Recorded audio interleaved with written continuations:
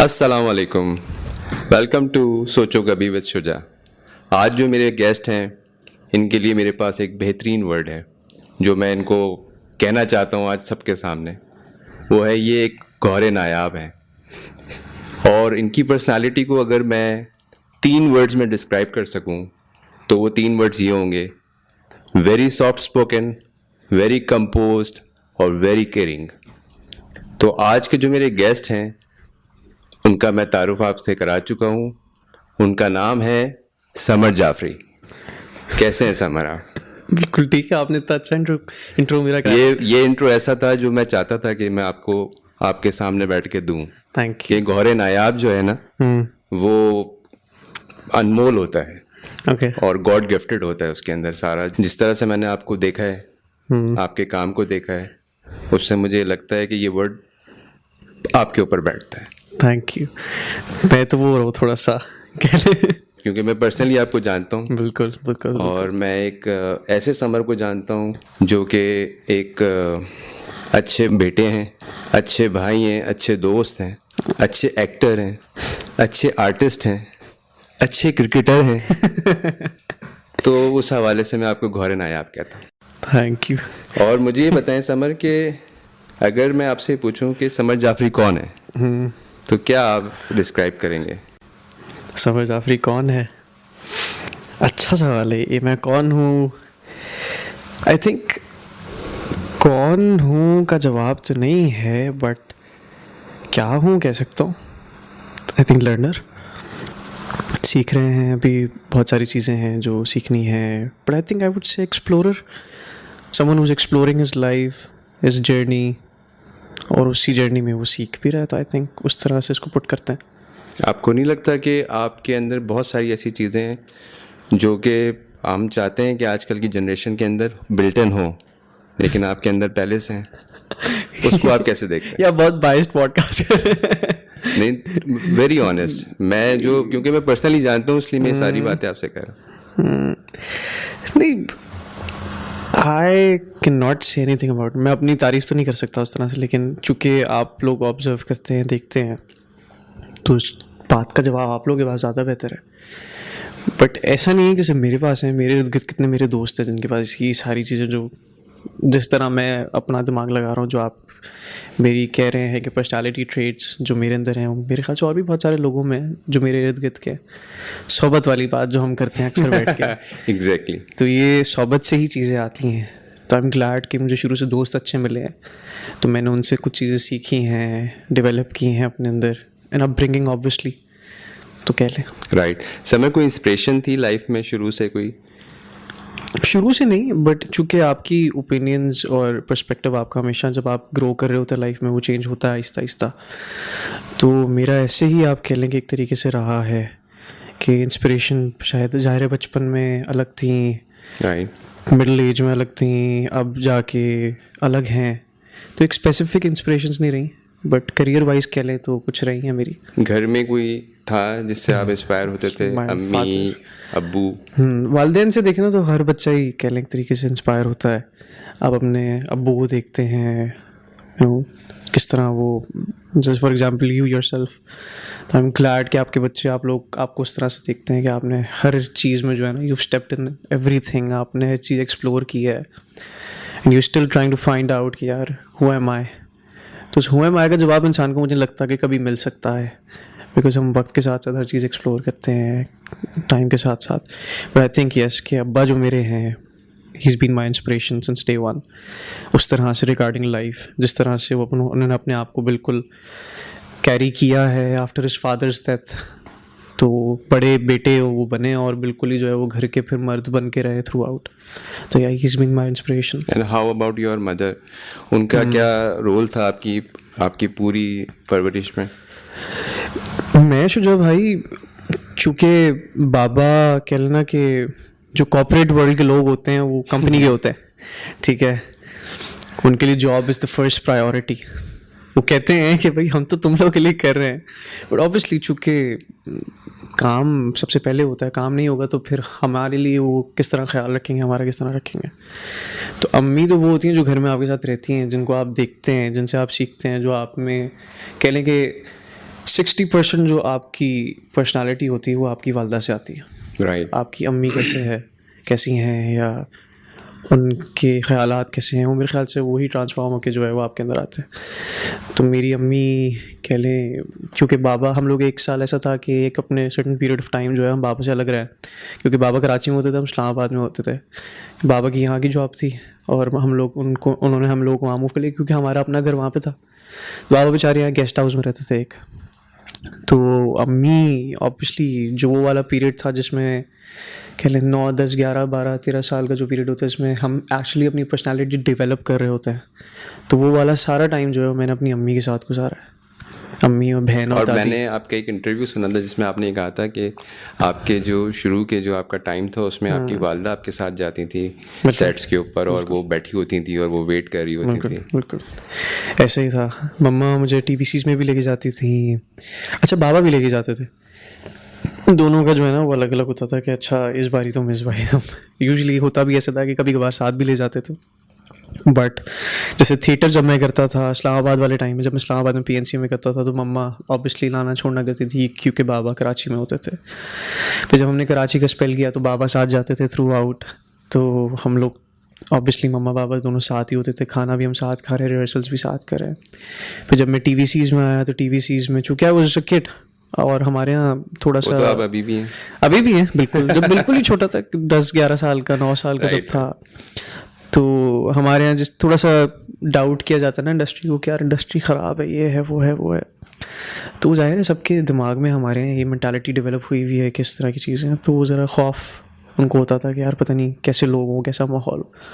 तो मम्मा make sure करती थी कि वो हर सेट पे मेरे साथ हों, हर ऑडिशन पे मेरे साथ हों। मुझे लगता है समर, ये वाली जो एक्टिविटी माँ बाप साथ करते हैं कि बच्चों के साथ इन्वॉल्व होते हैं उनकी तमाम मसरूफियात में, या उनको पिक एंड ड्रॉप करते हैं या उनके साथ बहुत ज़्यादा अटैच होते हैं, वो बच्चों को मैंने देखा है कि वो कंपैरेटिवली दूसरे बच्चों के बहुत ऑर्गेनाइज होते हैं, बहुत ज़्यादा वो घर के, जो कहते हैं ना, घर के पले हुए बच्चे जो होते हैं।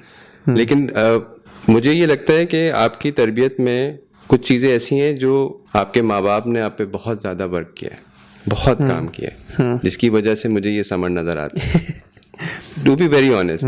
क्योंकि आजकल यूजुअली मैं देखता हूँ कि माँ बाप जो हैं वो उनकी अपनी एक लाइफ होती है जिसके अंदर वो बहुत ज़्यादा इन्वॉल्व होते हैं।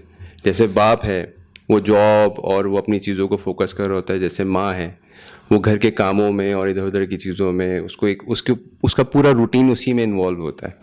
लेकिन जिस तरह आपकी वालदा आप बताते हैं कि आपको लेके जाती थी और लेकर आती थी और वहाँ बैठी रहती थी सेट के ऊपर, दैट इज़ वेरी स्पेशल। इसलिए मुझे लगता है समर की पर्सनालिटी जो है वो बाकी बच्चों के मुकाबले में जो मैं देखता हूँ तो एक बहुत मुझे सेंसिबल और बहुत घर का पला हुआ बंदा नजर आता है। नहीं, आई एम ऑनर्ड कह लें आप, नहीं बट सीरियसली अम्मा का और अब्बा का भी इनफैक्ट दोनों का ही जो है बहुत रोल प्ले होता है इस चीज़ में। तो I am very grateful and thankful कि उन्होंने हमेशा ध्यान रखा हर चीज़ का, अभी भी रखते हैं, इनफैक्ट हर चीज़ में इन्वॉल्व रहते हैं। वो मैं देखता हूँ, आपको पता ही है, आप रोज़ ही देखते हैं। अभी फ़ौरन अभी मैं वेट करूँ कब कॉल आएगी मम्मा की। अच्छा, दूसरा मुझे ये बताएं कि म्यूज़िक, आप, मैंने देखा है कि आपका बहुत ज़्यादा पैशन है म्यूज़िक को लेकर। बिल्कुल। तो ये भी क्या कोई बचपन से ही कोई सिनेरियो था, ऐसा डेवलप हुआ था? हम कल ही बैठे हुए थे, मैं आपको इस चीज़ के बारे में बता रहा था कि ऐसा था कि जैसे फॉर एग्जांपल आपके बच्चे हैं तो जो भी औलाद होती है उसका पहला खिलौना क्या ही होता है यार, गाड़ी ला के दे दी, कोई गाड़ी होगी, डॉल दे दी, हाँ बिल्कुल एग्जैक्टली, किचन सेट दे दिया या डॉल हाउस दे दिया या लड़के को कोई बेब्लेड दे दी, इस तरह की चीज़ें उस ज़माने में। तो मेरा पहला खिलौना क्या था, गिटार, जो मुझे याद पड़ता है। एक ब्राउन कलर का गिटार होता था जिससे मैं बिल्कुल ही के लिए इतना अटैच था कि मैं, मम्मा पापा बताते हैं कि मैं उसको छोड़ता ही नहीं था, वो हर अपना गले में इस तरह टंगा रहता था। जैसे यूजुअली बच्चों के छोटे बॉटल टंगी होती है ना गले में जब स्कूल वूल जा रहे होते हैं, तो मेरे वो टंगा रहता था गिटार ना गले में, मैं उसको प्ले करता था। उसमें बाकायदा मैंने एक कॉर्ड पकड़ी हुई है और जो आपका स्ट्रमिंग पैटर्न होता है जहाँ से आप स्ट्रम करते हैं वो भी एग्जैक्ट बिल्कुल वही सी जैसे कोई प्रॉपर म्यूजिशियन प्ले कर रहा हो उस चीज़ को। तो वो बहरहाल गिटार जब हम बांग्लादेश में रहते थे तब मेरे पास था, वो ब्राउन कलर का था, वो मेरा फेवरेट गिटार था। और उस टाइम पे आदत मेरे ख्याल से नया नया वायरल हुआ था। तो वो टीवी दूरी दूरी आतिफ असलम उनका गाना आया था, उसमें ये होता था कि वो शीशे से जो है ना लड़की को हाथ पकड़ के अपनी तरफ खींचते थे और कॉन्सर्ट में ले आते थे। तो मैं हर वक्त ना शीशे के सामने खड़ा हुआ गिटार बजा के वो गाना गाता रहता था। How old was I at that time? I think I was 3 साल का होगा या 4 साल का होगा, ज़्यादा से ज़्यादा 3 साल का होगा। तो मैं वो सोचें 3 साल का बच्चा कि शीशे के सामने गिटार पकड़ के जो है वो यूँ हाथ आगे रख के ना कोशिश करे कि उसकी महबूबा यहाँ छोरा बच्चा तो ये भी चीज़ मैं करता था। तो it's been there since then. Samar, मुझे ये होता है कि जैसे मैं भी आपको देखता हूँ कि आप क्रिकेट भी बहुत अच्छी खेलते हैं, ठीक है, और मुझे पता है आप मेरी टीम में ओपनर जाते हैं और आप लेफ्ट हैंडेड बैट्समैन हैं। बिल्कुल। तो बचपन से म्यूजिक और क्रिकेट यही पैशन था या इसके अलावा भी कुछ इंटरेस्ट था कि मैं डिफरेंट कुछ और बच्चों को जैसे होता है, या बाकी स्पोर्ट्स में भी कोई इंटरेस्ट था? नहीं, क्रिकेट में ऐसा होता था कि म्यूज़िक का मैंने आपको बता दिया किस तरह स्टार्ट हुआ। क्रिकेट का ऐसे होता था कि मैं शायद राइट ही होता था पहले ना। अच्छा। हाँ, और मैं बॉलिंग लेफ्ट से करता था अरे, as far as I remember. हाँ, बॉलिंग में लेफ्ट से करता था, बैटिंग राइट से करता था। तो मुझे पता नहीं क्या हुआ, मैंने कहा बैटिंग लेफ्ट से करूँगा, बॉलिंग राइट से करूँगा। ये तो भी आपने खुद? ये मैंने आहिस्ता आहिस्ता अपने आप को इस तरह डेवलप किया। तो जो भी घर में मेहमान आते थे ना तो मैं उनसे बोलता था मुझे बॉलिंग कराएं, तो वो मुझे बॉलिंग कराते थे। अब वो होता था कि कोई घर में मेहमान आ जाए ना उसके लिए अजाब हो जाता था, क्योंकि मैं बैट यूँ रख के खड़ा होता था और उसको बोलता था चलो बेटा बॉलिंग कराओ। अब बेचारे मुझे बॉल करा रहे हैं, मैं उनको भगा रहा हूँ। वो हमारा नुमाइश में एक बहुत बड़ा घर था, तो नुमाइश में बाहर सहन था। अब क्या होता था, जो भी कजन्स हम लोग सारे आपस में बैठते थे ना, तो मैं क्या करता था, बॉल पकड़ता था, उनको बोलता था ये ले बैट, मैं आपको बैटिंग करा रहा हूँ। मैं फुल ना पिछली गली से यूँ घर के सारे दरवाजे से भागता भागता शोएब अख्तर की तरह ना रन प्ले की, और फिर कोई पता नहीं कितने दूर भाग के जो है ना वो बॉल कराता था। और सब ये कहते थे उस टाइम पे अम्मा को कि समर क्रिकेट बहुत अच्छी खेलता है, इसको किसी अकेडमी वगैरह ज्वाइन कराएं।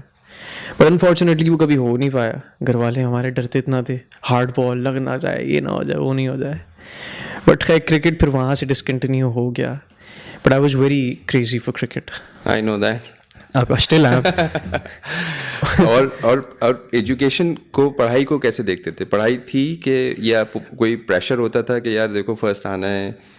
नहीं, फर्स्ट वाला कभी नहीं था। ऑब्वियसली जैसे हर माँ बाप चाहते हैं भाई अच्छे ग्रेड जाएं, राइट, तो उस तरह से डिमांड होती थी कि भाई अच्छे ग्रेड जाएं। और पर्सनली आपको लगता है कि आप अच्छे स्टूडेंट थे उस वक्त? I was a good student, not bright student, लेकिन गुड स्टूडेंट था कि नो वे के मैं अच्छे नंबर मेरे आते ही थे, नॉट के बिल्कुल ही गंदे या बहुत ही ज़्यादा अच्छे।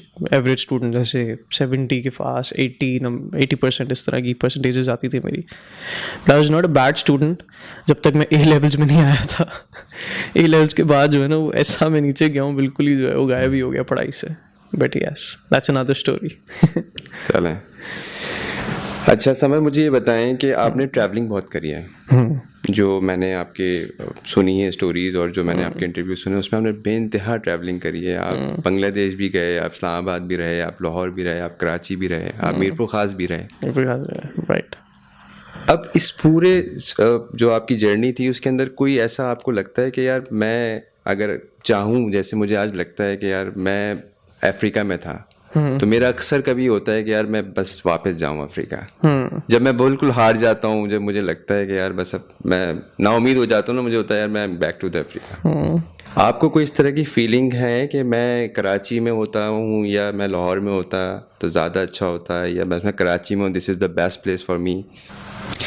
आई थिंक जो मेरे शौक़ रहे हैं, म्यूज़िक हो गया, एक्टिंग हो गया, स्पोर्ट्स हो गया, जब मैं लाहौर में था तो मैं बड़ा डिप्रेस था उस तरह से कि यार मुझे ये सब चीज़ें करने को नहीं मिल रही थी। म्यूज़िक में ढूंढता था कि लोग मिल जाएं मुझे, अल्लाह अल्लाह करके चलो थोड़े बहुत, एंड में जाके मुझे लोग मिल गए थे अच्छे। पर उससे पहले भी मुझे बस यही दुख होता था कि मैं वो सब चीज़ें नहीं कर पा रहा। और मैं ये जितने भी लोग मुझे आगे मिलते हैं पूछते हैं लाहौर ज़्यादा अच्छा था काम रिलेटेड या कराची, तो मैं उनको ये कहता था कि जितना मैंने 5 साल में लाहौर में काम किया ना उतना मैंने कराची आगे 5 महीने में कर लिया था। राइट। तो इंडस्ट्री उस तरह से वहाँ की है। लेकिन ये है कि जो लाइफस्टाइल हमारा था, हमें टाइम जो, क्योंकि कराची की बहुत फास्ट लाइफ है, लाहौर की बनस्बत अगर आप कंपेयर करें तो लाहौर में आपके पास बहुत टाइम होता है। अभी जैसे मैं रिसेंटली लाहौर में था तो मैं चाचू मुझे कॉल करते थे, कब तक घर आओगे? मैं चाचू आ जाऊँगा, अभी आधे घंटे तक आ जाऊँगा। कहते हैं आधे घंटे तक? मैं टाइम देता, हाँ क्या टाइम हो रहा है? 7:30 है, 7:30 ही हुए अभी, अभी मैं कराची में होता 2 बज रहे होते रात के। हाँ, ये इस भी तरह है, की बिल्कुल चीज़ भी ऐसा है। होती, तो यही चीज़ होती थी मेरे साथ। बट ये है कि हमें फैमिली टाइम बड़ा मिलता था। मैं फैमिली से पर्सनली अपने अम्मा अब्बा से बहुत ज़्यादा क्लोज लाहौर में हुआ। अगर मैं आज बाबा के साथ अपनी मेरी थोड़ी ब्रो वाला कैटेगरी में अगर बाबा मेरे साथ आ जाते हैं ना अब, तो इसी वजह से बिकॉज हम लोग लाहौर में हमने बहुत टाइम स्पेंड किया। तो अगर कंसिडर करें फैमिली टाइम तो मैं लाहौर वापस जाना चाहूँगा उसको वापस लिव करने के लिए। और ये कौन सा टाइम था जिस वक्त आप लाहौर में थे? फ्रॉम 2017 टिल 2001, यानी सॉरी 2021। राइट, ये एक ऐसी एज होती है जहाँ पे इंसान अपने दोस्त बना रहा होता है। बिल्कुल। तो मैं आपकी, क्योंकि मुझे आपने पूरा एक अब बताया था जो इस तरह एहसन आपके जो दोस्त, जो पूरा उनका एक सिनेरियो हुआ और आप गए, वो टाइम, उसके बाद जो मैंने तो बाकायदा आपकी वो फीलिंग्स भी देखी हैं, आपने मेरे साथ टाइम भी स्पेंड किया था। तो उसको किस तरह से आपने देखा कि इतना क्लोज आपका एक फ्रेंड था जो, और ख़ुद आपने भी फील किया कि अगर यार मैं वहाँ होता तो शायद मैं उसके साथ थोड़ा टाइम स्पेंड करता? उसकी जितनी ज़िंदगी अल्लाह मैंने लिखी थी वो थी, बट ये है कि अब उसका मैं कुछ कह नहीं सकता कि, बट आई थिंक एक तरीके से अपने लिए मैं कहता हूँ कि प्रॉब्ली सही था कि मैं वहाँ नहीं था। ओके। क्योंकि लाहौर में मेरा एक ही दोस्त था, सही है, और वो एहसन था थ्रू आउट जितने भी साल मैं वहाँ रहा। तो उस बीच में ही was the only one who was there with me, जिसके साथ मैं था, जो मेरे साथ था। तो कह लें कि जो आज मेरी प्रॉब्ली पर्सनालिटी है उसमें कहीं ना कहीं उसका भी एक रोल है। क्या बात है। जिस तरह उसने मुझे डेवलप किया, मैं बहुत मम्मी डैडी को अच्छा था। जिस तरह आपने कहा कि आप बहुत ही जो है ना ऑर्गेनाइज्ड हो जाते हैं और बहुत इस तरह के हो जाते हैं, तो उसने मुझे सिखाया कि लाइफ में स्पॉइल्ड रहने के भी कितने फ़ायदे हैं। तो he was that sort, and वो बिल्कुल ही एहसन और आप सेम एज के थे? ऐसे मुझे 1 साल बड़ा था। 1 साल बड़ा जी। तो उसने मुझे स्पॉइल होना सिखाया लाइफ। उसने मुझे वो सारी चीज़ें कराई जो मैं शायद नहीं कर पाता लाइफ में। गाड़ी चलाना उसने जो है सिखवाई मुझे, सही है। मुझे गाड़ियों के शौक़ जो है वो उसने थोड़े बहुत सिखाया कि भाई ये गाड़ी के ये शौक़ होते हैं। मैं घर के काम नहीं करता, ठीक है, बट उस टाइम में मैं जितने कर रहा होता था मैं उसी को देख के करता था कि चलो यार एहसन कितना घर वालों की हेल्प करता है, अपनी बहनों की, अपनी अम्मा की, सबकी। तो मैं उसको देख के थोड़ा होता था कि यार चलो मैं भी थोड़ा सा रिस्पॉन्सिबल हूँ। एंड यू नो दैट, मज़े की एक बात आपको बताता हूँ कि इंडिपेंडेंट होना भी उसने मुझे सिखाया। क्योंकि डेबिट कार्ड उसका अपना होता था, गाड़ी उसकी अपनी होती थी, पैसे जितने वो खर्च करा उसके अपने होते थे, जाती उसके अब्बा के नहीं होते थे। मांग लेता था कभी कभार, लेकिन कहीं ना कहीं अपना कारोबार वो कर रहा होता था, कुछ ना कुछ करके पैसे कमा रहा होता था। तो मुझे सिखाता था कि भाई सेल्फ इंडिपेंडेंट होना आपके लिए कितना ज़रूरी है। तो मैं सेल्फ इंडिपेंडेंट भी जो है वो उसी टाइम में ही हुआ कि यार मुझे अपने पैसे कमाने हैं, अपना देखभाल करनी है, अपने कपड़े रखने हैं, अपने जूते पहनने हैं। तो मैं तो ये कहता था कि यार अगर मैं आज अपने आप को देखूँ तो मोजे से लेके सर की कैप तक भी जो है वो मुझे अब्बा ने दिलाई है। इनफैक्ट बालों की कटिंग भी जो है अब्बा ने करवाई है। तो मतलब मैं क्या कर रहा हूँ लाइफ में, 18 साल का एक बुढ़ा घोड़ा घर में घूम रहा है। तो ये अवेयरनेस भी जो है उसने मुझे दी थी।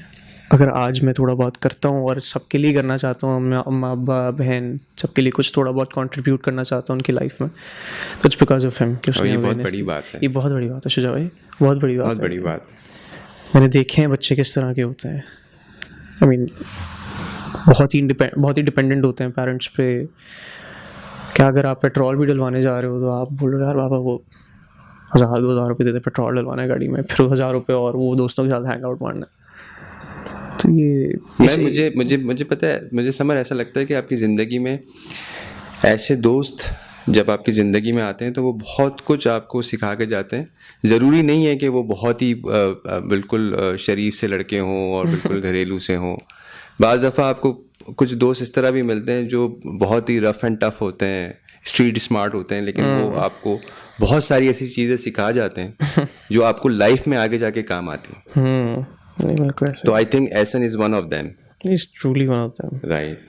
और समर मुझे ये बताएं कि आप मायरी का जो आपका पूरा जर्नी है मायरी की, ये मुझे तो खैर काफ़ी हद तक पता है कि वो किस तरह से शुरू हुई थी और क्या हुआ था, लेकिन पर्सनली आई गेस कि आप मुझे ये बताएं कि before marry and after marry what you feel actually कि चीज़ें चेंज हुई हैं आपकी लाइफ में इन टर्म्स ऑफ के किस तरह से अब आप पहले फ्रीली घूमते थे और आप लोगों से मिलते थे और आप पब्लिक प्लेसेस पे जाते थे, और अब शायद मुझे लगता है कि उस तरह से आप ऐसा है अभी फील करते हैं? ऐसा बिल्कुल है।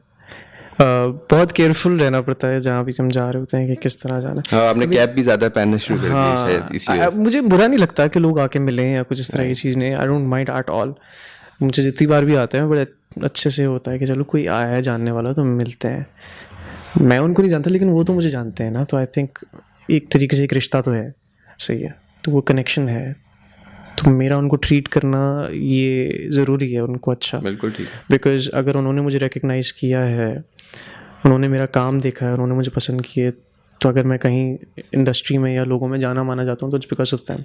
थोड़ी बहुत अगर मुझे इज्जत है तो उनकी वजह से, तो इट्स माई रिस्पॉन्सिबिलिटी कि मैं उनको अच्छे तरीके से मिलूँ। तो मैं मिलता हूँ, बट थोड़ा सा कभी कभार ऐसा होता है कि आप किसी ऐसी स्पेस में होते हैं जहाँ आप खाना खा रहे हैं, उस तरह की चीज़ है, तो दूर से लोग वीडियो बनाते हैं, इस तरह की चीज़ होती है, तो थोड़ा मुझे सा एक आपका इंसिडेंट याद है कि हम बिल्कुल स्पोर्ट्स कॉम्प्लेक्स में थे। बिल्कुल हम और स्पोर्ट्स कॉम्प्लेक्स में हम थे। वॉशरूम से निकल रहे थे। हाँ अच्छा, ये बड़ा मज़ेदार वाक़या है। वैसा हुआ था कि शुजा भाई ना कह रहे हैं क्या टेंशन क्यों ले रहे हो, तो वो थोड़े से लोग थे तस्वीर उसी वीडियो ना यूँ बना रहे थे मेरी, मैं खेल कूद रहा था, अपना एंजॉय कर रहा था, तो मैं बाथरूम में हाथ धो रहा, कह रहे हैं शुजा भाई पूछ रहे हैं क्या हुआ, क्यों घबरा रहे हो। मैंने कहा शुजा भाई हम यहाँ से बाहर जाएंगे, मुझे पक्का यकीन है कोई हमारी वीडियो बना रहा होगा। और एग्जैक्टली यही हुआ, एग्जैक्टली यही हुआ, लिटरली यही हुआ कि हम समर आगे थे और मैं बिल्कुल पीछे था और जैसे ही समर बाहर आए उसी वक्त एक बच्ची थी आई गेस, एक छोटी सी लड़की वीडियो बना रही है। हाँ और समर ने कहा देखें मैं हंसता हुआ मैंने कहा देखे शुजा भाई, तो बट वो थोड़ी सी खैर है। अब ऑब्वियसली जब मैं भी अगर किसी सेलिब्रिटी जिसको मैं एडमायर करता हूँ, देखता हूँ, जिसको मैं पहले नहीं मिला, समर मुझे ना इसमें एक छोटी सी प्रॉब्लम नजर आती है। मुझे ऐसा लगता है अगर मैं किसी का फैन हूँ और मुझे कोई पसंद हो तो मुझे ना सेल्फी मैं इंटरेस्ट नहीं लगता। मुझे ये होगा कि अगर वो मेरे सामने आ गया मैं उससे हाथ मिला लूँ, मैं उससे दो बातें कर लूँ, दैट इज़ वेरी इंपॉर्टेंट कि वो मेरी लाइफ का हिस्सा बन जाएगी कि यार मैं एक आदमी से मिला जिसको मैं सारी ज़िंदगी एडमायर करता था या मैं उसका फ़ैन था। अगर मुझे 2 मिनट के लिए भी वो आदमी मिल रहा है तो मैं उससे सलाम कर लूँ, उससे बात कर लूँ, दैट इज़ वेरी इंपॉर्टेंट। लेकिन मैं आजकल देखता हूँ लोगों को कि एक आई डोंट नो ये क्यों इतना ज़्यादा हो चुका है कि वो सब छोड़ छाड़ बस सेल्फी। तो मुझे इस वाले पॉइंट पे लगता है कि शायद ये पॉइंट जो है वो लोगों को भी सोचना चाहिए कि अगर आप किसी के फैन हैं तो जस्ट बिकॉज ऑफ द एक पिक्चर के लिए कि बस एक पिक्चर हो जाए और बस जल्दी से एक सेल्फी ले लें और यूँ कर लें, बस दैट इज यही काफ़ी है इतना। लेकिन मुझे लगता है कि यार अगर आप किसी को पसंद करते हैं तो उसके साथ अगर आपका सामना आमना हो जाए तो आप उससे 2 मिनट बात कर लें, तो ताकि आपकी वो मेमोरी का पार्ट रहे हमेशा। बिल्कुल बिल्कुल। तो लोगों को ना शो ऑफ करने का भी हो गया कि बस तस्वीर लिए उसको स्टेटस डाला इससे मुलाकात और कहा ये फैन है। तो ये मुझे नहीं लगता कि ये फैन मोमेंट होता है। ये एम्बैरेसिंग हो जाता है बाज़ दफ़ा कि वो अगला भी सोच रहा होता है कि चलो मुझसे मिल ले, लेकिन वो लोगों को सिर्फ इंटरेस्ट ही होता है जल्दी से बस सेल्फी लें ठक। यूजुअली ऐसा भी हुआ है कि हमारे भी बहुत बड़े फैन है, सेल्फी खिंचवाएं, निकल गए, अल्लाह हाफ़िज़ भी नहीं किया। दैट्स द प्रॉब्लम, खुदाफिज भी नहीं किया। मैं सेल्फी देख रहे हैं कैसे लग रहा है, जूम इन अपने आप को करके देख रहे हैं। मैंने कहा मुझे भी देख लो सामने हुआ है मेरे, वो मैं किसी कहाँ था यार, मैं लाहौर की बात है, तो मैं लाहौर में था, एक मार्ट में था, तो वो एक लड़की आई, उसने सेल्फी खिंचवाई, बहुत बड़ी फ़ैन हूँ आपकी, बहुत मैंने आपका काम देखा, आई लव यू वॉइस, ने पिक्चर खिंचवाई, पिक्चर में देख के घूम शॉट और मैं देख रहा हूँ अपने आप को जूम करके देख रही है। मैंने कहा ये भी सही है यार, बट खैर, आप कमिंग टू योर पॉइंट, ऐसा होता है कि जैसे फॉर एग्जाम्पल मैं भी चाहूँगा कि कोई फ़ैन आए मुझसे बात करे, इंटरेक्ट करे, बात बताए, कोई चीज़ अगर बुरी लगी हो काम रिलेटेड या अच्छी लगी हो आप इजहार करें। बट पता है हमारे यहाँ शुजा भाई क्या है कि हमारे यहाँ एक्टर्स भी कुछ ऐसे हैं जो अगर फ़ैन आपसे बात करने आ रहा है, आपसे सलाम दुआ करने आ रहा है, तो वो उसको प्राइवेसी इन्वेजन समझते हैं कि ये कुल्ला टक रहा है, घुस रहा है मुझ में। ऐसा नहीं होना चाहिए। आप अगर हैं, आप उनकी वजह से हैं, उन्होंने आपको इज़्ज़त दी है जिसकी वजह से आपका नाम है और आप पैसा कमा रहे हैं क्योंकि वो आपको देख रहे हैं। तो अगर वो आपसे मिलने आए हैं, आपकी रिस्पॉन्सिबिलिटी कि आप उनसे अच्छे से बात करें। तो आजकल फैंस इसलिए घबराते हैं क्योंकि हमारे सेलिब्रिटीज़ ही यूज टू हैं सेल्फी के। सेल्फी से आगे बात पड़ती है वो ना इनका अनकंफर्टेबल हो जाता है, माय गॉड प्लीज इसको दूर करो, I am in my personal space right now. Personal space नहीं है। आई थिंक अगर आप सेलिब्रिटी हैं कहीं पे भी तो वो आपके लिए कोई भी जगह आप निकलते हैं वो पर्सनल स्पेस नहीं है अनटिल अनलेस आप घर पे हैं।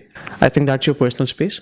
बट उससे अगर आप बाहर निकलते हैं, आप गेट क्रॉस करें, you are not you are a celebrity then, you are a public figure.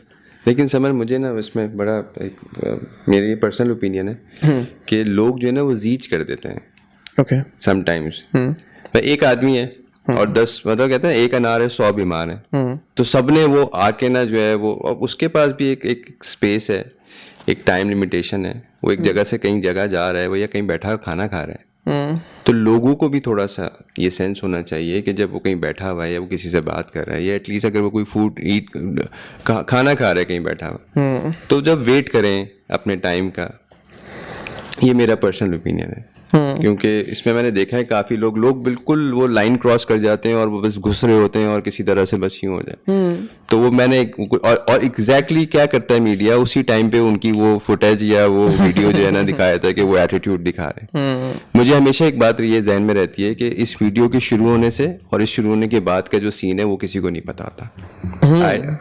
May be वो उसको पहले से इरिटेट कर रहा हो, लेकिन वो वीडियो में सिर्फ इतना आया कि वो करीब आया और आर्टिस्ट ने या सेलिब्रिटी ने उसको यूं करके हटा दिया और वो आपके कैमरे में आ गया। शुजा भाई मैं इस चीज़ को ना इस तरह से लेता हूँ कि इसमें भी फ़ैन की गलती नहीं है। बताता हूँ किस तरह से। अब मेरे लिए अगर मेरे सामने मेसी है, अभी फॉर एग्जांपल मेसी मेरे लिए is one of the biggest inspiration in my life, ठीक है। मेसी अगर मेरे सामने चलता हुआ आ रहा है, खाना खा रहा है, कहीं पे भी है, मैं इतना स्टारस्ट्रक हो जाऊंगा क्योंकि मुझे नहीं पता मैं उससे अगली बार मिल पाऊंगा नहीं मिल पाऊंगा। वही मेरा मोमेंट है, वही मेरे पास चांस है कि मैं जाऊं, मिलूं, सेल्फी खिंचवाऊं। बट चूंकि is in front of me, मैं जाऊंगा उसके साथ सेल्फी खिंचवाऊंगा। तो मुझे अगर मैसी फॉर एग्जांपल मैसी है तो उसको मुझे केटर करना पड़ेगा because is a celebrity after all. ये एक टैग है, I am sorry that comes with the label. अगर आप कामयाब हो जाते हैं, अगर आप एक फेमस पर्सनालिटी बन जाते हैं तो ये चीज़ें आपको केटर करनी पड़ती हैं। अब जैसे मेरे साथ हुआ, अगर मैं अपना वाक़या बताऊँ तो एहसन के पास मैं जब आफ्टर हिज डेथ तो मैं उसकी कब्र पे था, तो ऑब्वियसली आप अपने मोमेंट में पहली बार गया था उसके कब्र पे लाहौर से। मेरे सारे दोस्त थे, हम लोग का पूरा ग्रुप था, हम लोग बैठे हुए थे, हम लोग बैठे, हम फातिहा पढ़ रहे थे। मैं जाहिर है अब मैं उस स्टेट में नहीं था उस टाइम पे, बट एक आधा लड़के लड़की जो है वो बराबर में खड़े हुए मेरा वेट कर रहे थे। तो उन्होंने मुझे आवाज़ लगाई, समर। मैंने पीछे मुड़ा, मैं कहते हम आपके साथ सेल्फी ले लें। मैं कहा मुझे 1 मिनट दे दें। तो मैं थोड़ा सा सेट वेट हुआ और मैंने ना सबको कहा कि यार चलो बस चलते हैं आप। और मैं गया, मैंने पिक्चर खिंचवाई उनके साथ उस टाइम पे। तो ये हमें समटाइम्स करना पड़ता है। एंड आई मीन फ़ैन की गलती नहीं है, उसको नहीं पता कि मुझे अगली बार दिखेगा नहीं दिखेगा, बट प्रॉबेबली अगर मैं उसको अच्छी तरीके से मिलूँ उसका दिन बन जाएगा। हमें कितनी चीज़ें याद रहती हैं यार, वो सेलिब्रिटी ने मुझसे बात की यार, उसने मेरे साथ सेल्फी खींचा, इसने इतना अच्छा है यार, वो इतना अच्छा है। आप पूरा दिन उस बारे में सोचते हो कि यार मैं उससे मिला, वो कितना अच्छा बंदा है और उसके लुक्स ऐसे हैं, शक्ल ऐसी है, इतना अच्छे से बात कर रहा था। हमें याद रह जाती हैं चीज़ें। ये पावर है हमारे पास as a celebrity, as a public figure. हमारे पास ये पावर है कि हम अगर किसी से अच्छे से बात करें तो उसका दिन बन जाता है, याद रहती है उसको चीज़, ज़िंदगी भर याद रहती है। आपका कभी ऐसा हुआ है कि आप किसी के फ़ैन हो और वो मोमेंट किस तरह से था? मैं हर जगह बताता हूँ ये चीज़। मैं रेस्टोरेंट में गाना गाता था, ठीक है, आपको पता है इस चीज़ के बारे में, पूरा बैकग्राउंड आपको पता है। आप मेरे ख्याल से उन चंद लोगों में से शुरू के जिनको इस चीज़ के बारे में पता था। मेरे ख्याल से तीसरे बंदे थे आप मेरी ज़िंदगी के जिसको इस चीज़ के बारे में पता था कि समर ने एक रेस्टोरेंट में भी काम किया। तो अली ज़फ़र उस रेस्टोरेंट में आए थे, ठीक है, वो तो और ये came कौन सा टाइम है ये 2019 की मैं बात बता रहा हूँ आपको। यस, तो कोविड से पहले कोविड से पहले की बात है ये। तो 2019 में हम लोग परफॉर्म कर रहे थे, उस टाइम पे मेरा बैंड भी था साथ, दे वर परफॉर्मिंग अलॉन्ग साइड। तो परफॉर्म कर रहे हैं तो वो ना चलते हुए अंदर आई वाज अ गेस्ट उस दिन ना, तो वो गेस्ट आए हुए थे, तो वो बैठे हैं, उन्होंने मुझे सुना है, you know, he came up on stage, उन्होंने मेरी तारीफ़ की, सबके सामने पूरा क्राउड बैठा है, उन्होंने मुझे प्रेज़ किया कि इस बच्चे ने इतना अच्छा गाया है। फिर मैं भागता भागता उनके पास गया, नीचे वो चले गए फ़ौरन ही, और मुझे वो जेस्चर इतना अच्छा लगा था उनका कि मतलब मैं एक आम सा बंदा हूँ, बट वो चीज़ उनको याद रही। फिर मैंने झूम कवर पोस्ट किया इंस्टाग्राम पे, फिर उनका मुझे मैसेज आया, ही टेक्स्टेड मी कि you done a great job, you know, wish you all the best, उन सब चीज़ें। तो ये छोटी छोटी चीज़ें होती हैं जो आपको ज़िंदगी भर याद रहती है। अभी मैं कोई अपने जितने इंटरव्यूज़ मैंने दिए उनमें मैंने ये सब चीज़ें बताई हैं। तो ये छोटी छोटी चीज़ें होती हैं, लाइक आई सेड, तो ये बहुत इम्पैक्टफुल होती हैं, एक ज़िंदगी भर याद रह जाती है इंसान को कि यार उसने मेरे लिए ये चीज़ की थी, मैं तो कोई भी नहीं हूँ, और उन्होंने फिर भी ये स्टेप लिया, he came on stage and he praised me, praised my work. मेरे लिए तो वो ज़िंदगी, मैंने कहा कि भाई मेरा सारा पैसे वसूल हो गया, मुझे कुछ चाहिए ही नहीं यहाँ से, ये वाला मोमेंट था मेरे लिए। आई प्राउडली से कि मैंने आपकी सारी कंपोजिशन सुनी हुई है, और मुझे ये मालूम है कि आप अपने गाने खुद लिखते हैं। सबसे पहले मैं आप ही को सुनाता हूँ जितने भी बनाता हूँ। नहीं, बिल्कुल ठीक है। लेकिन मुझे एक चीज़, मैं खुद भी ये सोचता हूँ कि यार वो कौन सा मोमेंट होता है जब आपको ये लगता है कि आपको ये टाइम या ये माहौल या इस तरह का इन्वायरमेंट है जिस वक्त आपको आमद होना शुरू हो जाती है, या आपको लगता है कि यार ये ऐसा एक मोमेंट आता है मेरे पास जिसके अंदर मैं किसी थॉट प्रोसेस में जाता हूँ और फिर मैं लिखना शुरू करता हूँ। ऐसा ख़ास मोमेंट नहीं होता कि जिस पे आप बोलें कि बैठा हुआ हूँ, और आमद कहीं पे भी हो सकती है। जैसे फॉर एग्जांपल मैं आपको बता रहा था कि जहाज़ में एक गाना लिखा, जो मेरा सबसे पहला गाना है, साथ देना, जो आप लोगों को मैंने सबसे ज़्यादा सुनाया, जिसके बारे में मैंने आपको सबसे ज़्यादा तंग भी किया। तो वो मैंने नीचे यहाँ बैंक में सबसे पहला थॉट आया था उसका, पैसे निकाल रहा था और मुझे बहरिया जाना था। वेरी हाँ। इंटरेस्टिंग। हाँ, तो इस हकीकत है ये। और फिर वो ऐसे था कि वो 20 से 25 मिनट का रास्ता था, तो यहाँ पहले थॉट आया, वो थॉट मैंने फ़ौरन अपने पास एटीएम में बैठे बैठे, वो आज भी मेरे पास वॉइस मेमोज में है, वो रिकॉर्ड मैंने वहाँ किया, फिर वो पूरा गाना मैंने रास्ते में लिख लिया। तो आमद की कोई ऐसी स्पेसिफिक चीज़ नहीं है कि इस टाइम होती है या इस वक्त होती है, कभी भी हो जाती है। बट हाँ, मुझे लगता है कि आपका एक वो, आप अपने आप को प्रोसेस उस तरह से करना शुरू कर देंगे, यार अब मैंने गाना लिखना है, और मेलोडी आहिस्ता आहिस्ता फिर खुद ही ऑटोमेटिकली अल्लाह मियाँ फिर हेल्प करते हैं उस चीज़ में।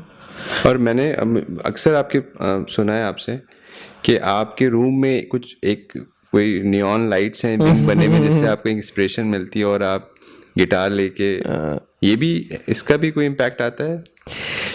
मेडिटेशन कह लें मैं एक तरीके से, मेरा तरीका मेडिटेशन का ये है कि मैं वो लाइट्स ऑन करता हूँ, रेड कलर की लाइट्स हैं, वो पूरा कमरा जो है ना वो अंधेरा हो जाता है एक साइड पर, और एक साइड पर बिल्कुल ना डिम सी रेड लाइट्स हो जाती हैं। तो मैं गिटार पकड़ के बस मेडिटेशन करता हूँ, कहीं फंस भी रहा होता हूँ किसी म्यूज़िक में, कोई गाना ऐसा कंप्लीट करना हो, लाइट्स ऑन करता हूँ, दूसरी लाइट्स ऑफ करता हूँ, नियॉन लाइट्स ऑन करता हूँ और गिटार पकड़ के बैठ जाता हूँ। फिर जो माहौल ऐसा बन जाता है कि फिर ऑटोमेटिकली आपका जहन उस तरफ ट्रांजिशन ले लेता है। रिसेंटली आपने अभी एक गज़ल भी, बिल्कुल।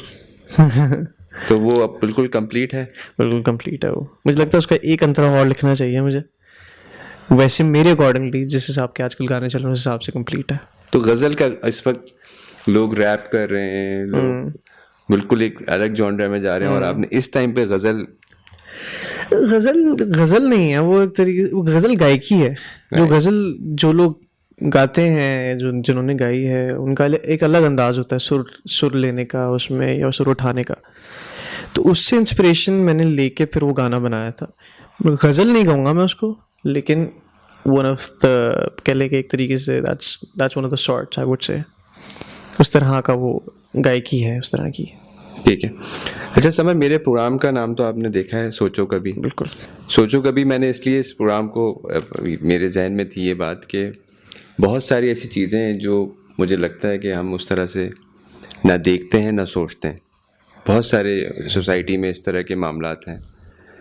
एज अ यंगस्टर आपको क्या लगता है कि इस वक्त न्यू यंग जनरेशन को क्या चैलेंजेस हैं?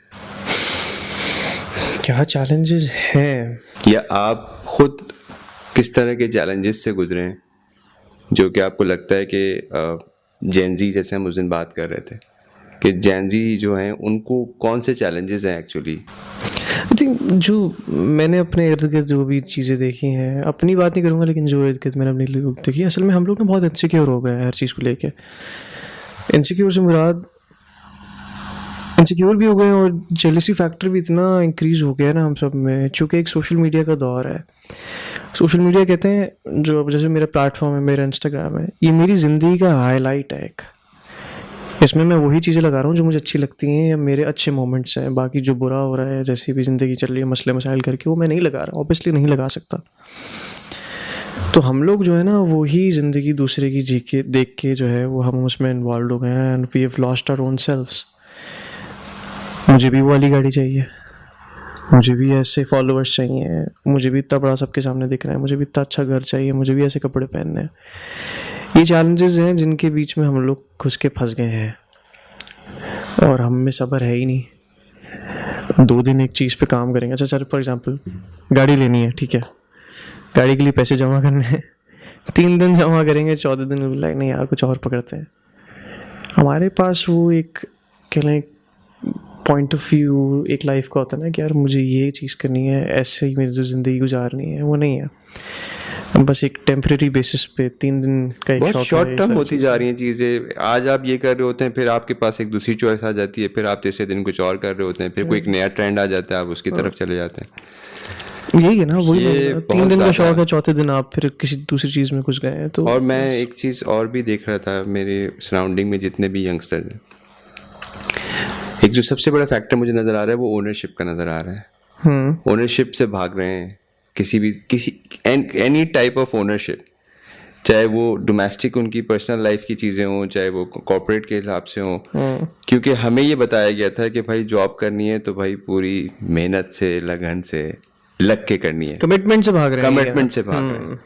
और अच्छा, कमिटमेंट को भी हम, कमिटमेंट भी एक बिल्कुल हम कह सकते हैं इसको, लेकिन ओनरशिप जो है ना वो, और मैं समझता हूँ कि वो और उससे ऊपर की चीज़ है। अच्छा, कमिटमेंट तो वो है ना कि आपने एक 9 to 5 एक कमिटमेंट की हुई जॉब की, वो आपने करनी है। ओन नहीं कहते चीज़। ओनरशिप जो है ना वो समथिंग एल्स, चाहे वो रिलेशनशिप्स हो, चाहे वो जॉब्स के मामलात हों आपके, चाहे वो और दूसरी जो दीगर मामलात हैं उसमें। तो मैं यंगस्टर्स को आजकल ये ज़रूर देख रहा हूँ कि क्यों लगता है आपको ऐसे? ये इसलिए कि हम नाशुक्र हैं? ये इसका एक और फैक्टर है, इसलिए ना, ये बिल्कुल ऐसे ही है कि जो चीज़ मैं आज ओन कर रहा हूँ कल मुझे अच्छी लगती थी, लेकिन आज मैं थोड़ा सा यार बेहतर हो सकता है, तो इसलिए मैं जो चीज़ मेरे पास है मैं ओन नहीं कर रहा। One of the reasons I think. आपको क्या लगता है कि क्या इसका कोई सोल्यूशन या कोई ऐसी चीज़ जिसको आप समझते हैं कि हम डिस्कस करें, शायद किसी यंगस्टर्स में से किसी का कोई सुन रहा हो, कोई देख रहा हो, उसको फ़ायदा हो? वही बात है ना, शुक्र इतने हो गए ना, शुक्र जितना करेंगे। एक फैक्टर मुझे और भी लगता है जो मैं चाहता हूँ कि मैं आज डिस्कस कर लूँ। किसी हद तक मुझे लगता है कि कुछ चीज़ें जो है ना वो दीन से दूरी के ऊपर भी हैं। बिल्कुल है। मतलब अगर हम रूट्स तक जाके बात करें, जड़ पकड़ने की कोशिश करें, तो वो दीन से दूरी भी है। दुनियावी चीज़ें बहुत ज़्यादा हो गई ना, बहुत ज़्यादा हो गई। हमें क्या, मुझे तो नहीं लगता कि हमारे इर्द गिर्द लोगों को पता है कि उनका आने का मकसद क्या है। अच्छा, मैं आपके बारे में एक चीज़ और भी डिस्क्लोज करना चाहता हूँ कि माशाल्लाह आप नमाजें, अपनी हर चीज़ बहुत पाबंदी से पकड़ के रखते हैं। हाँ, आजकल थोड़ा सा मैं कह रहे पटरी से हाँ, लेकिन वो गलत हो जाएगा, वो गलत हो जाएगा। मैं आने की कोशिश पूरी कर रहा हूँ। मुझे पहली जो चीज़ सबसे अच्छी लगी थी वो ये लगी थी कि आप नमाज अपनी, नहीं, मैं शुक्र है, अल्लाह का शुक्र है, पाबंदी से वैसे मैं पढ़ता हूँ, आजकल थोड़ा सा हुआ हूँ, लेकिन मैं आ जाऊँगा, मुझे पता है मेरा। ठीक है, माजरत अल्लाह में। लेकिन ये आजकल है प्रॉब्लम। एक तो हम बिल्कुल दीन से भी थोड़ा मामला दूर होते जा रहे हैं और हम बहुत शॉर्ट टेम्पर हो गए हैं। सोसाइटी के अंदर हमें अब बर्दाश्त बिल्कुल ख़त्म हो चुकी है। बट आई थिंक शुजा भाई, सिर्फ मुझे आपसे एक सवाल है, मेरे ख्याल से सिर्फ नमाज जो है वो दीन का हिस्सा नहीं है। बिल्कुल मेजर रीजन है, मेजर हिस्सा है, ऑब्वियसली इसको आप मजहब का पार्ट कह सकते हैं, मजहब का पार्ट, लेकिन दीन इससे बहुत बड़ा है। दीन बहुत आगे की चीज़ है। बट जैसे मजहब में है ना, जैसे हिंदू मजहब में कि वो भी जाते हैं मंदिर, बिल्कुल, आप मस्जिद जाते हैं, सिख जो है वो गुरुद्वारा जा रहा है, बिल्कुल, क्रिश्चियन जो है वो चर्च जा रहा है। तो ये तो मजहब का है। दीन जो है ना वो इस सब चीज़ों से बहुत बालातर है, बिल्कुल बहुत ऊपर की चीज़ है, शायद हम भी अभी तक नहीं समझ सके उसको, बेशक समझ भी नहीं पाएंगे और शायद और लेकिन ये मैं बड़ा इसमें बहुत सिंपल मेरा एक पॉइंट ये है कि मैं पर्सनली ये कोशिश करता हूँ कि जिन जिन लोगों के साथ मेरी जो सराउंडिंग्स हैं, जिनके साथ मैं उठता बैठता हूँ, उनको कम से कम ये बात ज़रूर बावर कराता रहूँ या बोलता रहूँ कि यार अल्लाह का रास्ता, अल्लाह का रास्ता, अल्लाह से दोस्ती, जो मेन चीज़ें हैं जिनको हम समझते हैं कि जैसे अच्छे अखलाक बिल्कुल हकूक़ुल इबाद का पार्ट बन जाते हैं।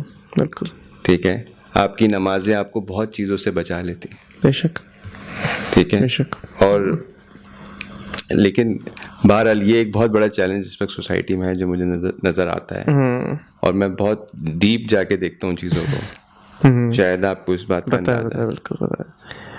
नहीं, एक हकीकत है कि मुझे मेरे ख्याल से अगर मैं रोज़ एक तरीके से कह लें, अगर मैं इस्लाम प्रैक्टिस भी कर रहा हूँ अपने छोटे छोटे तरीक़ों से, तो वो मेरे ख्याल से one of the reason is you. आप मुझे सिखाते रहते हैं, बताते रहते हैं सदका तो ये करो, वो करो, नमाज़ पढ़ो, शुक्र अदा करो, तो यू बीन वेरी हेल्पफुल इस तरह से। हाँ, लेकिन बस समर मुझे ये है कि आपकी लाइफ में इसी तरह से जिस तरह चीज़ें चल रही हैं और आप इसी तरह अच्छे बच्चों की तरह आगे भी चलते रहें, ये मेरे लिए बड़ा इंपॉर्टेंट, और मैं बहुत फिक्रमंद रहता हूँ इस बात के लिए, क्योंकि जिस इंडस्ट्री में इस वक्त हम बैठे हैं या जिस इंडस्ट्री में हम काम कर रहे हैं, वहाँ बहुत सारी चीज़ें हैं, यू नो वेरी वेल, तो उधर आपको अपने आप को सिक्योर करके और बिल्कुल संभल के, वही बात है ना, आपकी अपब्रिंगिंग प्ले करती है इस चीज़ में। एग्जैक्टली। आई थिंक मुझे जहाँ तक एक चीज़ लगती है, जिस तरह हम उस दिन भी बात कर रहे थे सोबत की, जिस तरह हम कॉन्वर्जेशन एक कर रहे थे बैठ के परसों, तो उसमें भी मुझे लगता है कि आप बुरे कामों में तब तक नहीं पड़ सकते जब तक आप अपने आप को खुद पुश ना करें उस चीज़ में, या ना करें। आई थिंक जब तक मैं इनिशिएट नहीं करूँगा वहाँ जाने के लिए, तो शायद मैं कभी नहीं करूँगा। मैं करूँगा तो शायद मैं इस चीज़ में पढ़ूँगा, अगर मुझे करनी ही नहीं है तो सोबत जैसी भी हो मैं नहीं करूँगा। और आपकी बड़ी एग्जाम्पल है इस मामले में। आई थिंक जितना क्लोज मैं सब चीज़ों के रहा हूँ, मैं इस चीज़ पे जो है श्योर हूँ कि यार अगर कोई मेरी जगह और होता तो probably would have been in a different state right now. But upbringing play करती है इस चीज़ में एक चीज़। समर, कोई नया प्रोजेक्ट मायरी के बाद? ये सबको इंतजार है इस बात का कि समर दोबारा कब आ रहे हैं? मैं रिवील नहीं कर सकता इसका। ओके, लेकिन आप अभी प्रोजेक्ट्स कर रहे हैं? होपफुली इंशाल्लाह मैं कर रहा हूँ नेक्स्ट ईयर कुछ चीज़। और आप बहुत कीन भी हैं, मैंने जो देखा है कि आप सेकंड, आपने मुझे बताया था कि आप सेकंड वाली स्टेज के लिए आप बहुत ज़्यादा कीन है कंपैरेटिवली पहले वाले के क्या आपको। और बिग बैंग का, I think big bang entertainment, ये सफ़र कैसा था बिग बैंग वाला? ये यहाँ तक कैसे मामला पहुंचा, और सिलेक्शन, और ये जो आपका इस तरह से क्या प्रॉपर आपका हुआ था ऑडिशन या ऑब्वियसली प्रॉपर ऑडिशन हुआ था? 2 दिन उनका मुझे मैसेज आया था कि नहीं, मैं तो अगर होता ना तो मैं आपको देख के वैसे ही ले लेता। नहीं ऐसा अच्छा, वैसे मीसम भाई भी कहते हैं, मैं मुझे कही थी ये मेरी, अगर मैं उस जगह होता तो मैं कहता भाई ले लो, मीसम बाकी हम सिखा देंगे। यही एग्जैक्टली मीसम भाई ने, उनका भी पॉइंट यही था कि भाई मैं सिखा दूंगा इस बच्चे को, टेंशन नहीं है, बट ये डन है मेरी तरफ से, क्योंकि आपको जो आपको है गॉड गिफ्टेड है ना, soft spoken. But I think वो चीज़ें अलग हैं, आपका काम अलग है। ये तो चले एक पैकेज कह लेना, एक तरीके से आ जाता है आप साथ, बट आप जितने भी अच्छे हो, दिखने में अच्छे हो, बोलने में अच्छे हो, आपके बैठने का तरीका, एंड ऑफ द डे आपको स्किल्स एक्टिंग की आनी चाहिए, अदरवाइज तो आप किसी काम के नहीं है। बहुत अच्छे अच्छे गुड लुकिंग लोग हैं हमारे पास, लेकिन एक्टिंग नहीं कर सकते तो फिर देयर इज नो पॉइंट। तो यस, लुक्स का कितनी देर देख लेंगे लोग, आई थिंक स्किल्स होती है।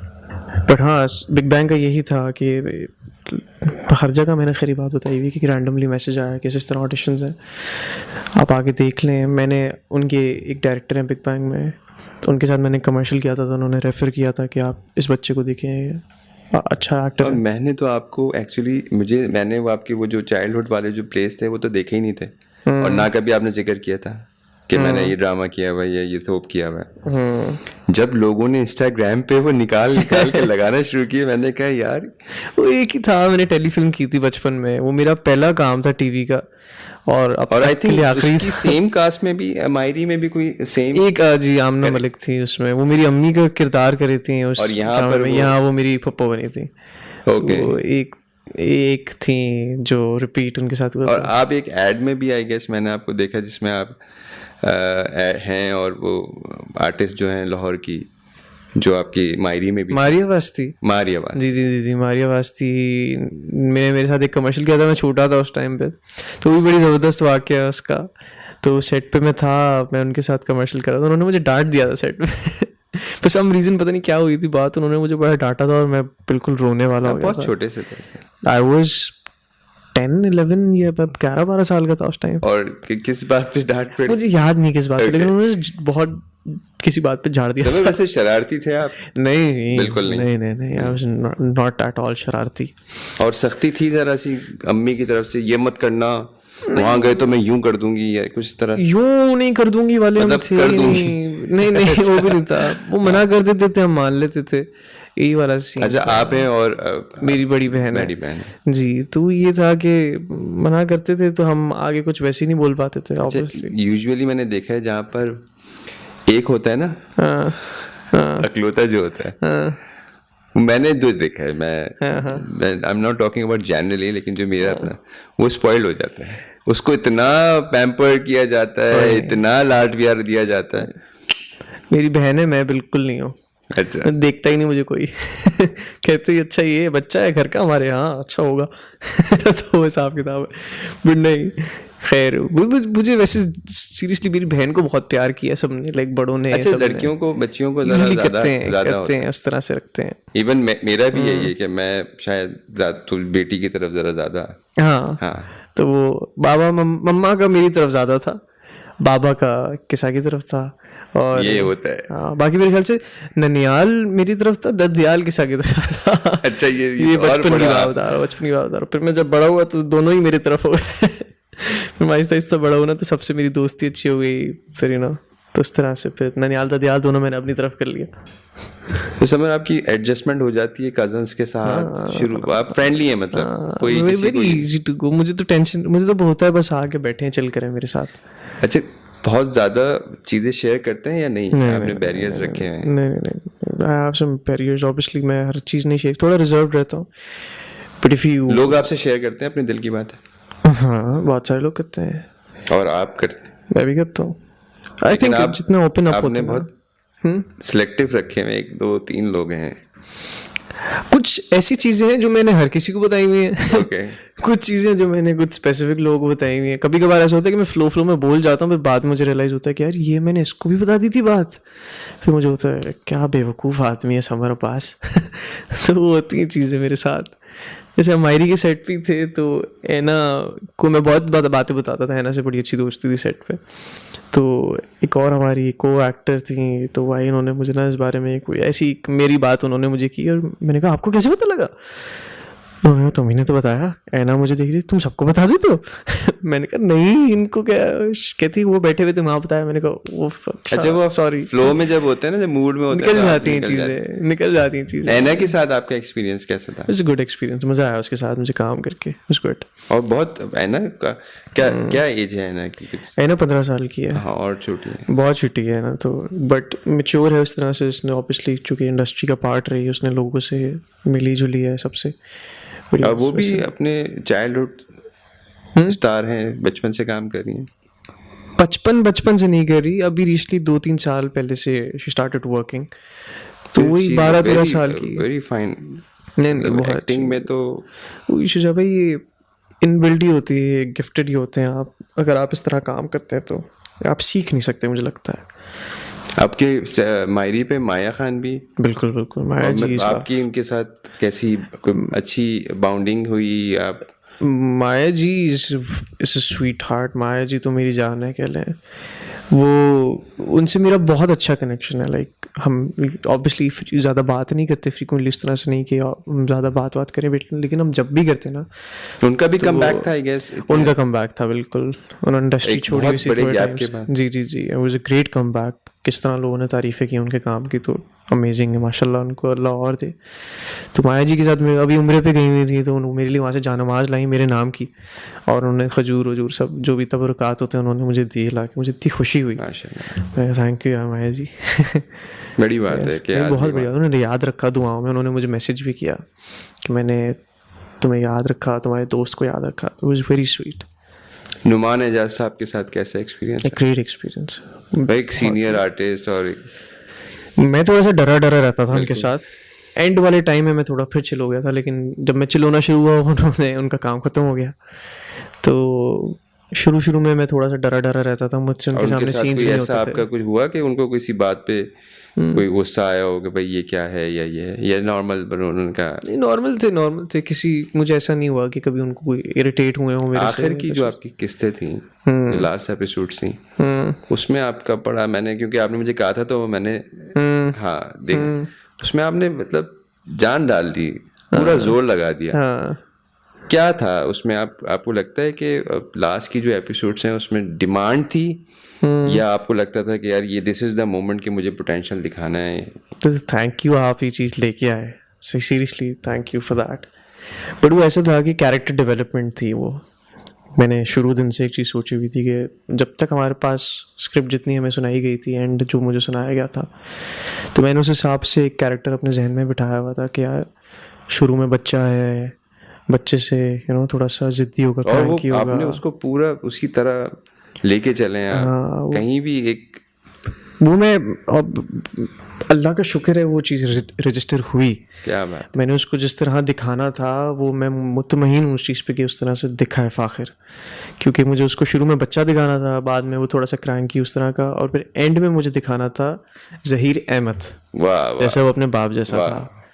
वो ठहराव लहजे में है, वो एक्सप्रेशंस में ठहराव, एक जो बाप होता है ना घर का, मुझे वो कहीं ना कहीं उसका ना कुछ कॉन्वर्जेशंस में ऐसा दिखाना था कि यार फ़ाखिर मैच्योर हो गया है। और मैंने ये चीज़ें नुमान सर से सीखी थी, जो ठहराव अपने लहजे में लाए थे, वो उनकी ना वो बात करने का बड़ापन, वो जो घर के बड़ा होता है वो जी, वो एक उनकी ना बात करने का एक लाइक म्यूजिकल टर्म्स में कहते हैं ना, सुर है उनके बात करने के तरीके में। जैसे वो बात करेंगे कि हाँ वो शुजा किस तरह, हम बात कर रहे थे इस बारे में, मुझे ज़रा समझ नहीं आ रही थी, तो वो जो फ्लो है ना उनकी बात करने का, तो वो मैंने पकड़ा कुछ आखिरी के चंद एपिसोड में कि probably this is how I can help myself as Fakhir. तो वो चीज़ मैंने की और वो रजिस्टर हुई, होपफुली लोगों को अच्छी लगी और वो अच्छा रहा। मुझे भी मीसम के पर्सनली साथ आपका कैसा रहा? Meesam as a director, I think जो अगर कोई और डायरेक्टर होता, मेरे ख्याल से कोई और होता तो शायद मैं उस तरह पुल ऑफ ना कर पाता। जो लिबर्टी उन्होंने मुझे दी, जो फ्रीडम उन्होंने मुझे दिया, क्या बात। मैं शायद फंस जाता। तो आई एम वेरी ग्रेटफुल कि ही वाज देयर, और उन्होंने लाइफ रिलेटेड चीज़ें मुझे बहुत सिखाई हैं, बहुत चीज़ें सिखाई हैं। तो I will be forever grateful to him. He was like a father on set. तो अब्बा थे वो मेरे एक तरीके से सेट पे। तो एक्सपीरियंस तो ऑब्वियसली क्रेजी एक्सपीरियंस उनके साथ। तो ये पूरा जो आपका जर्नी थी मायरी वाली, इसमें कोई ऐसा इंसिडेंट आपको लगता है जिसमें आपको लगा हो कि यार ये गलत हो गया है, यार ये नहीं होना चाहिए था? कुछ चीज़ें हो जाती हैं कभी बार, लेकिन बट खैर है। और मतलब आपने फील कर लिया, खुद ही जस्टिफाई उसको, खुद ही आपने कहते हैं ना एहतसाब किया अपना खुद ही कि नहीं यार ये ज़्यादा यूँ नहीं, इसको यूँ कर लेते हैं? मैंने उस टाइम पे तो कुछ नहीं किया। मैं ऑनेस्टली, आपको पता ही है कि कोई भी चीज़ अगर हो रही होती है तो मैं नहीं पढ़ता उन चीज़ों में। You known me for the longest time, तो मैं नहीं पढ़ता उन चीज़ों में। मुझे शौक ही नहीं कि मैं बहस बास करूँ या मसले मसाले लड़ाई झगड़े में पढ़ूँ। नहीं, वो तो मैं बहुत अच्छे से जानता हूँ। हाँ, मुझे शौक ही नहीं है कि मैं बहस करूँ या कोई अपना वर्ड आगे रखूँ ज़बरदस्ती। और ये बिल्कुल प्लान हुई चीज़ें, जितना टाइम था इतना ड्यूरेशन होगा, इतने टाइम में कंप्लीट होगा ड्रामा? नहीं, थोड़ा डिले हुआ, बहुत डिले हुआ। आई थिंक मेरे ख्याल से इतने डेज थे नहीं जितने हमारे बने, मेरे ख्याल से ज़्यादा हो गए थे, क्योंकि जाहिर है इश्यूज होते हैं, आपके 10 चीज़ें होती हैं, आगे पीछे होती हैं। एक्टर्स की तरह इतनी बड़ी कास्ट थी हमारी, किसी डेट पे कोई एक्टर अवेलेबल नहीं है तो वो दिन स्ट्रेच हो गया आपका, फिर एक दिन आप सोलोस काट रहे हैं, एक दिन आप फिर सबके साथ करें, तो वो इश्यूज आते हैं। क्योंकि वो एक पूरा घर दिखाया था, जॉइंट फैमिली दिखाई थी। अब वो जॉइंट फैमिली में 17-18 लोग रह रहे हैं, आप इतने सारे एक्टर्स को अकोमोडेट नहीं कर सबकी सकते। स्टोरी चल रही है। सबकी अलग अलग अपनी ट्रैक्स हैं, तो वो थोड़ा सा मुश्किल हो जाता था, इसलिए थोड़े दिन ड्रैग हो गए थे हमारे। लाइक 8 महीने चला है मायरी, 8 महीने हमने शूट किया, 2 महीने में रैप हो गया, पता भी नहीं लगा। अच्छा, ये डेली Daily। आप मैं देखता था उसके कि उसकी रेटिंग हाईएस्ट रेटिंग जारी है, रिकॉर्ड ब्रेक भी किया उसने। तो वो कोई टाइम होता है कि 8 बजे का जो उसमें है, 7 बजे वाला स्लॉट 7 बजे वाला स्लॉट? हाँ, नहीं असल में ये एक बड़ी मजे की बात ये है कि 7 बजे वाला स्लॉट इतना कामयाब नहीं था। इससे पहले बेबी बाजी ने रिकॉर्ड्स ब्रेक किए। बेबी बाजी ने एक स्टैंडर्ड जो है ना मेंटेन किया इसके एक, फिर उसके बाद मायरी आया। बेबी बाजी की भी कास्ट एक बहुत ज़्यादा थी। हाँ, बेबी बाजी की भी अच्छी खासी कास्ट थी, उसी तरह थी जिस तरह मायरी थी, लेकिन एक जॉइंट फैमिली दिखाई थी। ये कोई एक वो बन गया है कि हाँ डेली आएगा, या बड़ी कास्ट हो या घर के बहुत सारे लोगों को दिखाया जाए, तो वो एक इस तरह जैसे बेबी बाजी के फौरन बाद एक मायरी आ गया, उसमें भी वही फैमिली इश्यूज, और लोगों ने पसंद भी किया और लोग देख भी रहे हैं। तो इस तरह की चीजें मेरा ख्याल है कुछ ये एक फंडा बन गया है। तो आप क्या कह रहे हैं? मुझे ऐसा लगा कि यार पता नहीं क्या ये वही उस तरह की चीज पूछ रहे हैं आप? नहीं, मुझे ना टेक्निकली थोड़ा सा ये था कि एक तो होता है ना कि वीक में एक किस्त आती है, एक एपिसोड आती है, लोग देखते हैं। डेली आना और लोग उसको उसी तरह से देखें कि भाई ये बेबी बाजी के बाद आई गेस। मैं जब मुझे पता लगा कि डेली आएगा, मैंने कहा यार ये क्या है, ये पता नहीं कैसा ड्रामा बना रहे हैं।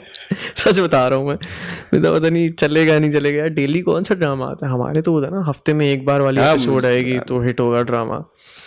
तो उन्होंने बोला रोज आएगा। तो आपने जब बताया ना कि ये डेली आएगा, तो मैंने कहा यार मैं डेली आएगा। हाँ वही ना, मुझे भी था कि यार पता नहीं क्या है, क्या सीन है, अच्छा भी होगा नहीं।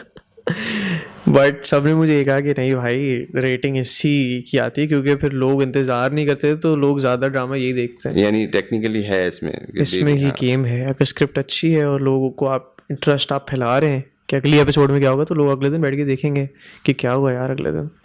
तो क्लिफ हैंगर जो है वो छोड़ना ज़रूरी होता है हर एपिसोड के एंड में। तो चले हम मुझे लास्ट में बस ये बताएं कि आपके अब कुछ इस तरह की प्रोजेक्ट्स या कोई काम आप अभी कर रहे हैं जो हम आने वाले दिनों में लोग देखेंगे, क्योंकि मैं तो आपको स्क्रीन पे देखना चाहता हूँ और बार बार देखना। पता नहीं, अभी मेरे हाथ में कुछ ऐसी चीज़ें नहीं है, बट एक आधी चीज़ें हैं जिन पे आई एम वर्किंग ऑन। आपने शायद अभी मायरी के बाद भी एक प्रोजेक्ट किया है जिसको शायद वो ऑन एयर भी हो गया, और मैंने अभी तक नहीं देखा, लेकिन मुझे जरूर देखना है वो। उसके बारे में कुछ 2 दिन का उसका काम था। It's a short film. या वो शॉर्ट फिल्म बस वही थी, अच्छी हुई, निकल आई, वो उसका भी एक एक्सपीरियंस था। और वो किस चैनल पर है? वो एक्सप्रेस की एक थी, तो वो मैंने की थी टेलीफिल्म। और आपके साथ कास्ट में उसमें कोई और कौन कौन? जाज असलम थे, तज़ीन हुसैन थी, और अनीशा थी। ये हम 4 लोग ही कास्ट थे, और ज़्यादा कोई लोग थे भी नहीं उसमें, 4-5 लोग ही थे बस, और कुछ भी नहीं था। और ये भी फैमिली मैटर, जो फैमिली इश्यूज, छोटी सी टेलीफिल्म थी जिसमें बस वो ये था कि 2 फैमिलीज दिखाई थी। एक में अम्मा जो है वो दोनों सिंगल पेरेंट्स बेसिकली दिखाए थे, और फिर वो किस तरह एक दूसरे को पसंद करते हैं, और फिर हम अलहदा मैं कराता हूँ उनको कि नहीं मुझे नहीं पसंद ये सब चीज़ें। उस तरह की एक स्टोरी थी वो अच्छी हुई, अच्छी निकली, अच्छा एक्सपीरियंस था उसका भी। और आगे आने वाले जो भी प्रोजेक्ट्स हैं वो इंशाल्लाह उनकी अपडेट में दूंगा, बट हैं चीज़ें हैं इंशाल्लाह जो भी होंगे हम आपको बहुत जल्द स्क्रीन पे देखेंगे। नेक्स्ट ईयर, अभी नहीं, अब तो खैर हाँ नेक्स्ट ईयर भी मेरे ख्याल से मिड ऑफ 2024 या may be in the end, तो 1 साल बाद ही देखेंगे। अब जो भी देखेंगे गाने देखेंगे, गाने सुनेंगे। अब हम गानों पे काम करेंगे। एक्टिंग तो देख लेना लोगों ने। वही है, वो एक्टिंग में तो आप बहुत पोटेंशियल है माशाल्लाह। सिंगिंग का भी अब अभी कुछ है अभी प्लान आपका? वीडियो आप ही ने तो मेरा गाना बनवाया, कैसी बात कर रहे हैं आप? वो तो खैर जितने भी लोग देख रहे हैं, जो मेरा नया गाना आने वाला है जिसका सबको बहुत इंतजार है, तो he is the man who help me with that. इन्होंने बनवाया वो गाना। जो भी म्यूजिकल अरेंजमेंट है, सब चीज़ें हैं, वो शुजा भाई की वजह से हैं उसमें. थैंक्स टू शुजा भाई एंड शेबी भाई, of course, the one who is doing the music. He is a very fine. Obviously, Music of course he is. Of course he is. Summer, सारी बातें अपनी जगह. आप क्रिकेट भी अच्छी खेलते हैं, आप म्यूजिक भी करते हैं, आप एक्टिंग भी करते हैं. ये पैट का क्या सीन है? मैंने तो देखा है आपका. तो ये कहाँ से? ये भी कोई बचपन से? ये मुझे एसन से शौक चढ़ा था. ओके. सही है. लाहौर में जब हम होते थे तो एसन अब उससे पहले हम लोग ना 2 लैब्राडोर्स लेके आए थे घर पे. तो थोड़े टाइम अब हमें तो पता ही नहीं ना किस तरह संभालते हैं. पहला एक्सपीरियंस था. अब वो भूखे, दादी जाके उनको खा के खाना रखते हैं, भूखे हो रहे हैं, इस तरह होता है ना. अरे भूखे हो रहे हैं, भूख रहे हैं, इसलिए रो रहे हैं, इनको खाना दे दो. अब वो जो किचन में आया जाके उनके सामने रखते हैं. अब उनको डायरिया हो गया, उन्होंने पूरा घर हमारा बर्बाद कर दिया. और फिर वो ऑब्वियसली इतनी स्मेल होती है, फिर वो मनुष्यत भी एक अलग. तो फिर उन्होंने बोला कि नहीं भाई, इनको निकालो. फिर हमने और ये लाहौर में okay. उस टाइम पे हम थोड़ा टाइम रखा. फिर एसन लेके आया जर्मन शेफर्ड अपने पास, और वो शेरू इतना ज़बरदस्त. अच्छा, शेरू नाम है उसके, एसन के ना डॉग का. इतना ज़बरदस्त वो शेरू. मुझे भी शौक हुआ कि मुझे भी लेना है. मैंने घर वालों से जिद की. एक दिन बस ना दादी ने जो है इजाज़त दे दी. दादी ना बिल्कुल अच्छे मूड में थी. दादी मैंने ना पूछ लिया, दादी आज ले आओ जाके? दादी ने हाँ जाओ ले आओ. अब वो बाबा ये थे कि जिस दिन दादी इजाज़त देंगे उस दिन तुम लेके आओगे. उस दिन इजाज़त दी, मैं फ़ौरन एसन के साथ गया और मैं लेके आ गया. मैं फ्लॉयड ले भी नहीं रहा था. Ahsan was the one who convinced me. Ahsan मुझसे लड़ रहा ना नीचे, क्योंकि जितने मेरे पास जेब में पैसे थे वो बंदा उतने ही मांग रहा था. 50,000 रुपये मेरे पास थे उस टाइम. उसने बोला भाई 50,000 का ही दूंगा, उससे कम का नहीं दूंगा. ऐसे कह रहा नहीं भाई ले, बहुत अच्छा कुत्ता है, मैं तुझे बता रहा हूँ, बहुत अच्छा है. मैं लड़ा, भाई नहीं मुझे इसकी शक्ल पसंद नहीं आ रही है, ऐसा है वैसा है. कह रहे जिन निकलेगा, मैं तुझे बता रहा हूँ, ले. और एसन के पास उस वक्त शेरू था उस टाइम. शेरू 1-2 साल का था. मैंने कहा भाई खुद ही लेके आओ. मैंने उसके हाथ में पैसे रखे, मैंने खुद फैसला कर, भाई मुझे नहीं पता. फिर वो ऊपर से ना फ्लॉयड को यूँ गोद में हंसता हुआ लेके आ रहा मेरे पास ना. फिर लेके उसने ना अपने पास ही आगे रखा उसको. फ्लॉयड ने उसी के पैरों में पॉटी कर दी. तो बट ये एक्सपीरियंस है. फिर उस एसन मुझे सिखाता था किस तरह रखना है इसको, क्या करना है, बीमार है तो किधर लेके जाना है. तो उसने बड़ा हेल्प आउट किया मुझे उस टाइम पे. तो फ्लॉयड अगर मेरे पास अभी है जस्ट बिकॉज ऑफ एसन. क्या उसने रखवाया मुझसे फ्लॉयड को. तो यस, पेट का ऐसे शौक पड़ा मुझे. तभी फ्लॉयड 3 साल का हो गया माशाल्लाह से. हाँ, मैं उसको देखता हूँ. हाँ. और मेरा बहुत दिल चाहता है उसको प्यार करने. उसके बच्चे भी इतने बड़े हो गए हैं. हाँ. उसकी बेगम भी है. खुश है वो अपनी जिंदगी सब पड़ोस में ये सब मिलजुल के रह रहे हैं. सब पड़ोस मिलजुल के रह रहे हैं. खुश हैं, सारी फैमिली खुश है. सारे नेबर्स खुश हैं. समर, जाते जाते मैं अगर कहूँ आपसे कि कुछ हल्का सा कुछ ऐसा जो आपको लगता हो कि आपके जो फैंस हैं जिन्होंने नहीं सुना हो, कुछ ऐसा जो आपने रिसेंटली लिखा हो, या कुछ आपको ऐसा लगता है जो कि आप को बहुत ज़्यादा क्लोज टू हार्ट हो आपके, वो कुछ सुना दें. रिसेंटली लिखा हो तो ये तो निकालना पड़ेगा मुझे. मैं निकालता हूँ, 1 सेकेंड.